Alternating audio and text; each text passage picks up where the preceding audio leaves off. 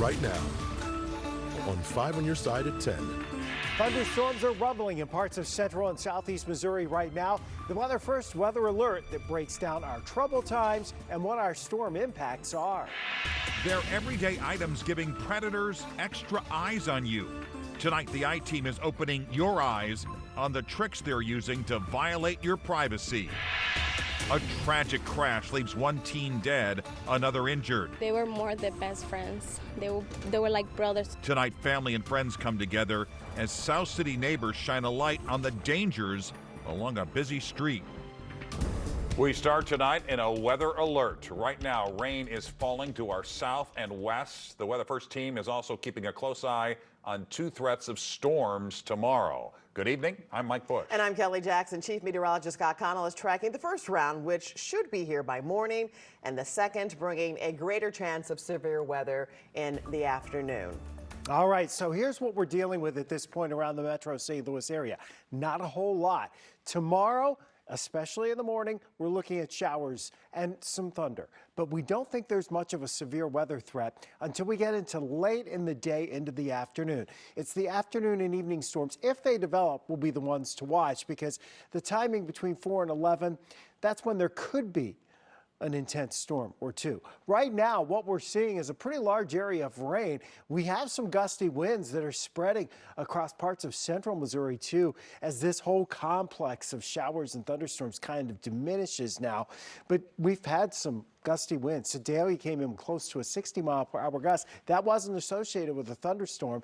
That was because of this complex of widespread rain and the setup that goes along with that sometimes, where you get the quick pressure differences because this heavy rainfall, which some of it's still coming down into Reynolds and Iron County, Lesterville, Centerville, going back up towards Viburnum. But that whole area is moving out. So that leaves us with mostly cloudy skies. As we head towards daybreak, more showers are expected to develop. They'll try to move into the metro area just in time for the rush hour, and the big push is going to be coming as we head during the morning for more widespread rain. Not really severe weather tomorrow morning, but widespread rain. They could at times be heavy and maybe some smaller hail in there, and eventually we'll get back into the 70s tomorrow afternoon with another chance for a storm. It's not a washout weekend. Saturday's mainly dry. Another Weather First weather alert day on Sunday, but that's for mainly late in the afternoon and the evening. We'll track that out in a few minutes, Mike. Stay alert with the latest Weather First forecast anytime on KSDK.com, the 5 on Your Side app, and streaming on 5+. You can also text the word weather to 314-425-5355, and we'll send it straight to your phone. New tonight, just a few hours ago, a huge crowd of mourners gathered to remember a 15-year-old boy killed in a car crash in South St. Louis. His 16-year-old friend was also injured. Their car hit a building along Gravi in the Bevo neighborhood late last night. 5 on Your Side's Robert Townsend talked with the teen's loved ones tonight and is here now with new information about this crash. Robert. Mike and Kelly, a family member of the teen who survived the single-car crash, says right now they are all still in shock and grieving the sudden loss. She can't believe her nephew's friend is now gone. The startling phone call gave Arlette Del Cid chills. It was 12 in the morning when my sister called me crying, and the police officer, he knocked on the door. With terrible news about her nephew, 16-year-old Alan Osorto, and his 15-year-old friend Brian Corona Madrigal. He told us that they're heading to the hospital because they had a car accident. Couldn't believe it. Edwin Sosa and other witnesses told police shortly before 11 Wednesday night, Corona Madrigal sped down Gravois near Neosho in an Infiniti when he almost hit an Uber driver's car. So the car was pulling out. He tried not to hit in the car, so he swerved over, lost control, and then hit the hydrant, flipped. Police say Corona Madrigal knocked down several street signs and then crashed into a vacant building.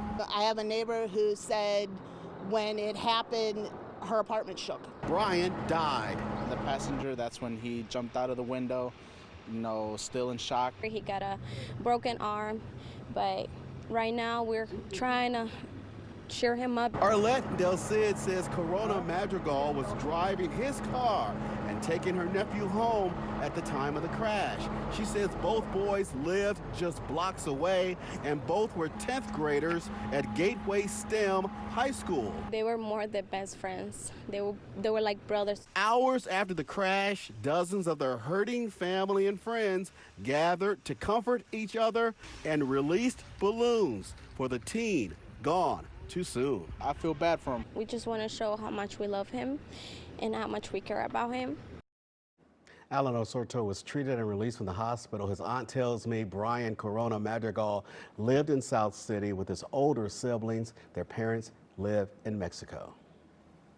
Tonight, 2 police officers are recovering after a head-on crash in North St. Louis County. The overnight collision was caught on surveillance camera. It shows a woman plowing into the police cruiser, which was stopped in the center lane of West Florissant and Delwood.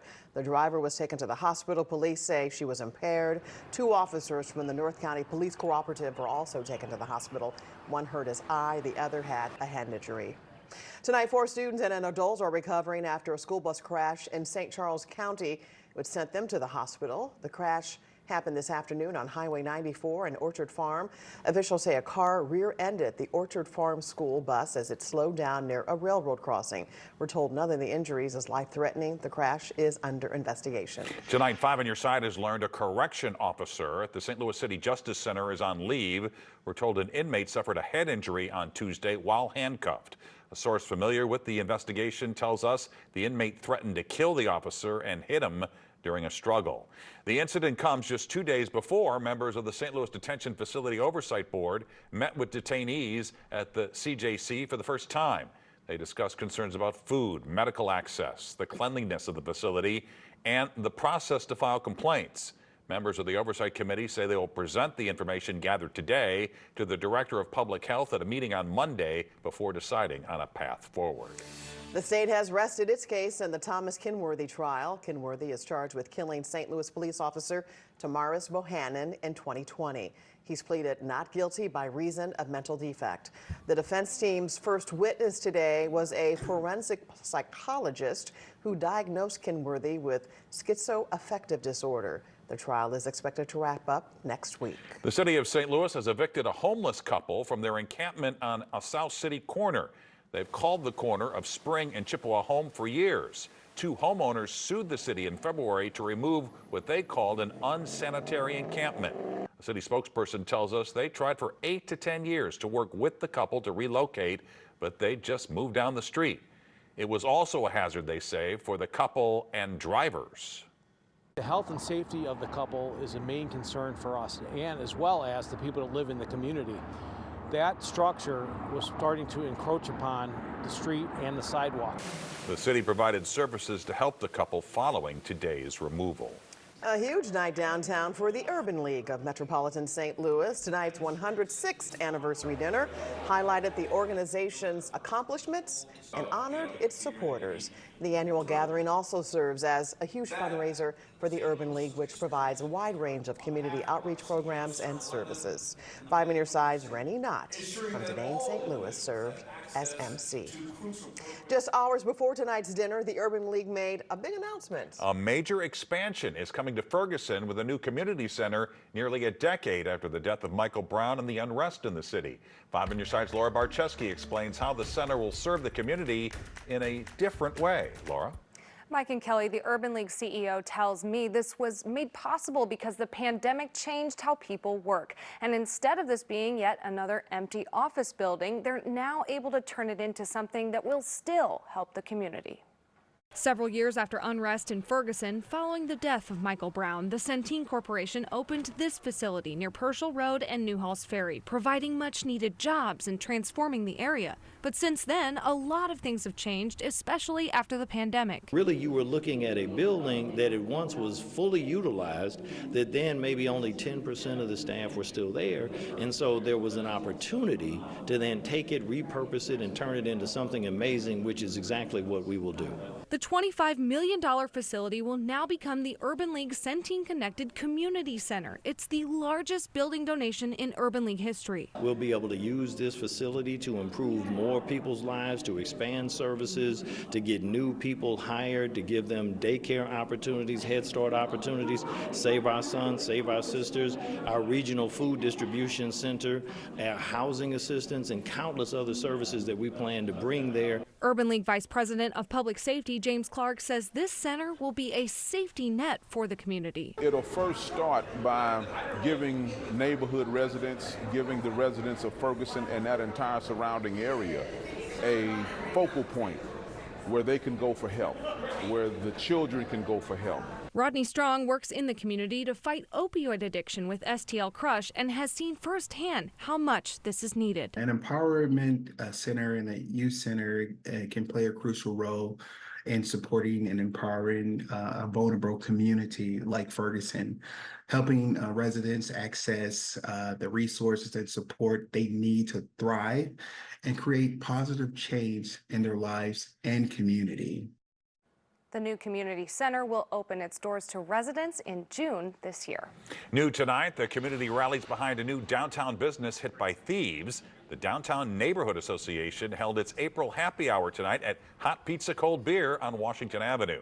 It comes just 2 days after thieves broke through the front window and stole the cash registers. The owner says the crooks only got away with some change.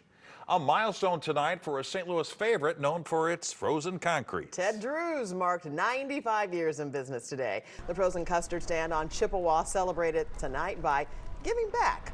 A portion of tonight's proceeds went towards 3 local charities. Ted Drewes also unveiled its new Carly concrete. It's named after St. Louis native and model Carly Kloss. It includes chocolate chips, granola, and almonds mixed with vanilla custard. Hidden in plain sight.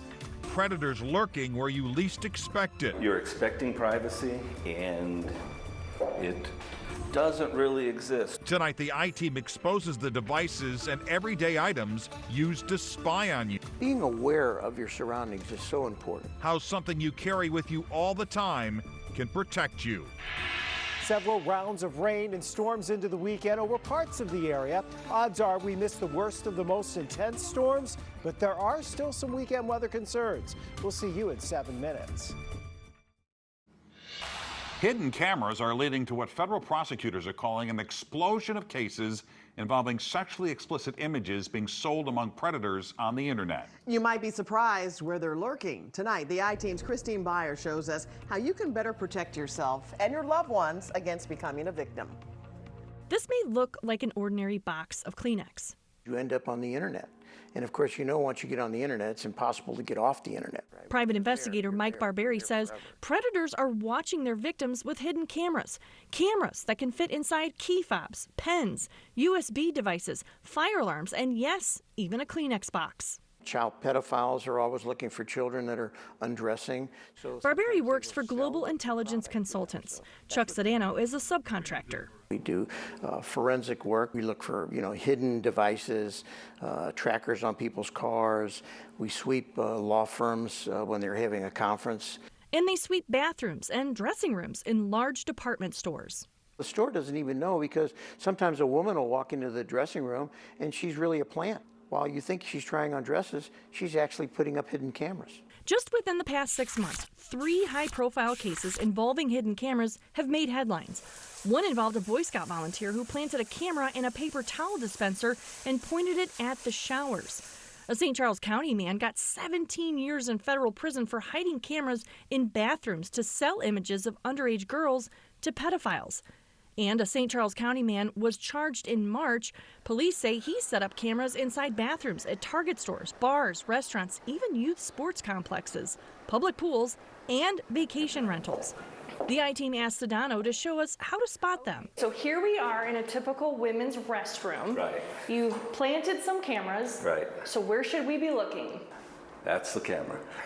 Wow. Yeah. And wouldn't really stick out. The box of Kleenex. There's the lens. You're expecting privacy, and it doesn't really exist. When you're in here, look around. Normally the rule is to look up, typically at the top or tucked away in the corner like we see there. That's where you'll find them. Andy says, look down. It's always a good idea to look. You never know, but lean in, look underneath the rim. As for hotel rooms and Airbnbs, Our theoretical bad guy has had all the time in the world. they have more of the elaborate hidden cameras. Here we are in a room that could be any typical Airbnb type of living room setup. Right. So what do I need to be looking for? The USB charging thing, old favorite. This right here is a camera. That right there is not just a camera, that is a camera that broadcasts, that they can be monitoring that right now. Down here at the bottom, we've got a power bank. Think, hey, they're just being, polite, providing something for us to charge. No, that's a camera. When you see a box of Kleenex, look to see where it opens, and if it's been resealed, that's been a red flag. What's the most unusual place you've seen a camera? Shower head, hands down. Sedano and Barberi say there are things people can do to find hidden cameras without spending thousands of dollars for the sophisticated sweeping devices they use, like using the camera on your cell phone. All right, let's go ahead and kill the lights. I will pull up my camera app. So this should be a completely dark corner, but hey, there's actually light coming from that. It tells you something's using night vision, makes that fairly easy to find. Being aware of your surroundings is so important when you walk into any room. If you're walking into a ladies' restroom, start looking around, because the probability of something being in there is not unusual. It may be probable. Make a hole for the lens. Andy says, remember to check the Kleenex boxes. For the I-Team, Christine Byers, 5 on your side. And if you have a tip for Christine and the 5 on your side I-Team, just leave a voice message at 314-444-5231 or send an email to tips@ksdk.com. All calls and correspondence will be kept confidential. Chief Meteorologist Scott Connell joined us now with that weather first forecast and weather alert days this weekend. Yeah, we have that tomorrow, and it's not looking like it's a big severe weather event for us tomorrow, but rain in the morning could cause some problems for the morning rush hour, especially if we end up with some heavier rain, and that is a possibility. Right now, looking out at Lambert, things are fairly quiet out at the airport right now. In fact, we've missed out on all the rainfall opportunities today in St. Louis. We have our weather alert day for Friday. We have another one on Sunday. Notice we are warming up here into the weekend with temperatures going back into the 80s. That's a far cry from where we are right now. You go down towards Farmington, you had a little bit of light rain. Most of it went a little farther south. You have to get down towards Fredericktown before you pick it up. And then Ironton down to Annapolis, back up to Viburnum, Lesterville, Centerville, Bunker, Missouri. You're looking at some of that rain. The heaviest rain's letting up around Salem. You still have some around Cuba. And Sullivan's kind of been on the northern fringes of it too. That's because the air around St. Louis incredibly dry. And with that dry air in place, any rain having a hard time advancing into the metro area. Our dew point's 37 degrees. Even though we're 58, that's incredibly dry. 46% your relative humidity. So dry for St. Louis right now. Most likely until very early tomorrow morning will stay dry. Weather alert for tomorrow, hour by hour. 7, 8, 9, 10, 11 o'clock in the morning, probably through noon. That's when we have the chance of some heavier rain moving through the metro area. Maybe some rumbles of thunder late in the day. The potential that we'll see some thunderstorms develop. But as you see going through tomorrow, most of it is during the morning. We have a break during the afternoon and then into the evening hours. We'll watch to see what develops tomorrow evening and if it can become strong to severe. Odds don't favor widespread severe weather across the region tomorrow. For that matter, heading into Saturday, much of Saturday is going to be on the dry side around St. Louis. The winds do pick up tomorrow and they will be gusty. That'll happen tomorrow, Saturday, into Sunday. But the odds of us seeing widespread rain on Saturday, pretty slim. Most of the active weather to our north and west, but then we get in on that as we head towards Sunday. And Sunday is going to be the day that we expect to see, while dry weather most of the day, the evening hours will be the better chance for seeing some thunderstorms on Sunday. So 75 for your high on Friday. Again, a weather alert for that rain during the morning rush hour. The potential there could be some pretty good showers in there too with some downpours. But the likelihood of severe weather tomorrow morning is almost negligible. I will say this though. You may hear some thunder tomorrow morning, and it may be louder than normal or what you would normally expect because the air up above us is warmer than the air close to the ground. Wow. And so when you get the thunder, those sound waves tend to rumble a lot. So it may sound a lot worse. And it doesn't mean it's going to be severe. No, it doesn't at all. But it may sound a lot worse, and it may kind of freak you out a little bit. But just know that's the only reason why. Maybe sound worse than it really is going to be. Yeah. All right, thank you, Scott. Frank is next with sports. The NFL draft is about the quarterback. NASCAR came to St. Louis, and in our town resides one of the great lacrosse teams in America. We'll be right back. This 5 on Your Side Sports Report is sponsored by Telly Tire and Auto Centers, driving your way since 1942. Tonight is the NFL draft, and the only real definitive thought is this. It's all about the quarterback. If you're a coach and you don't have a good one, you will lose your job. How did it work out for Bill Belichick, who won 6 rings for the Patriots when he didn't have a quarterback? Behind me, 6 quarterbacks in the draft picked in the first 12 picks. Historical. Chicago, Caleb Williams, quarterback, USC. Washington, Jaden Daniels, quarterback, LSU. New England, Drake May, quarterback, North Carolina. 3 straight quarterbacks. Then at 8, Michael Penix Jr. from Washington to the Falcons. That was a shocker. At 10, J.J. McCarthy from Michigan to the Vikings. And at 12, Bo Nix from Oregon to the Broncos. This morning, before Scott Cano had his first Pop-Tart, I was at Worldwide Technology. The company announced it is extending their naming rights deal with WWT Raceway.